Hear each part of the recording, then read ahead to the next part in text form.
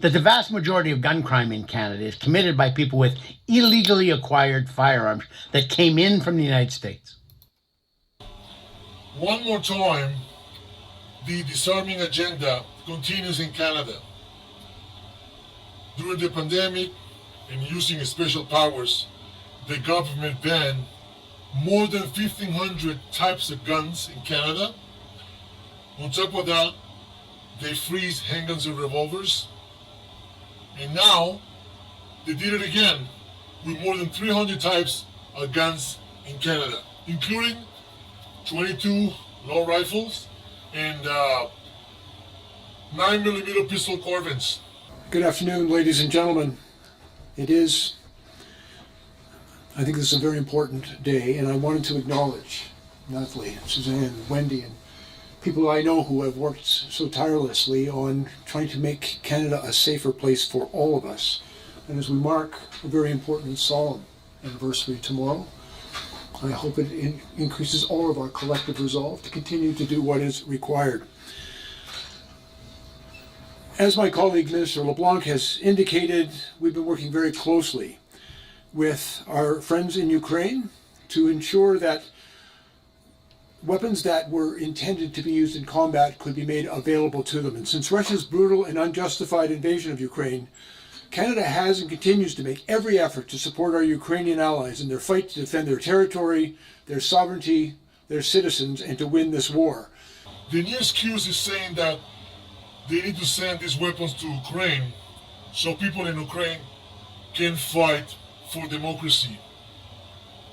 Recently, a president who got elected in US was saying that he will stop the war in day one. But then we have US, Canada, and European countries keep on sending money to Ukraine and weapons because they feel the necessity that Ukraine need to win the war. Even though experts have said it is no way for Ukraine to win or to recover the land they already lost.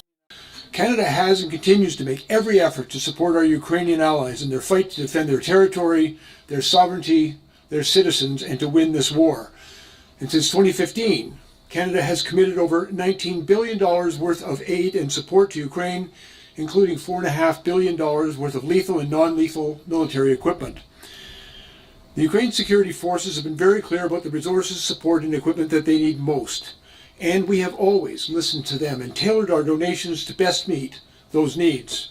And just this past October, we reached out to the Ukrainians once again to see whether any of the weapons that are currently under amnesty through Canada's Assault-Style Firearms Compensation Program could be of any use to them in their fight against Russia.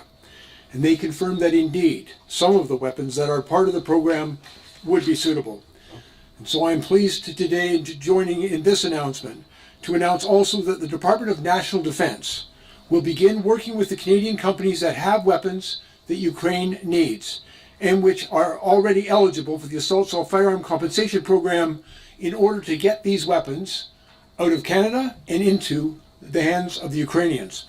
For companies that choose to participate in this initiative, the Government of Canada will pay them with the same amount, exactly the same amount, for weapons donated to Ukraine as they would have paid them to participate in the existing compensation program as outlined by my colleague.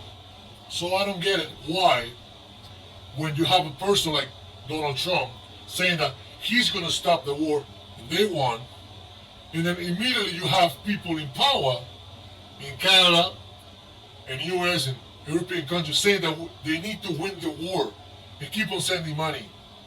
You and I know why. But it's funny that the whole world's watching and no one cares. Also, another study says that more than 95% of the guns that we send there, between guns that were purchased and sent to them for free, and the weapons that we confiscate and we donated to them, have ended up in the black market. So you want to send my guns to them to fight for democracy in a war that Donald Trump, for example, said he's going to stop when they won. That the vast majority of gun crime in Canada is committed by people with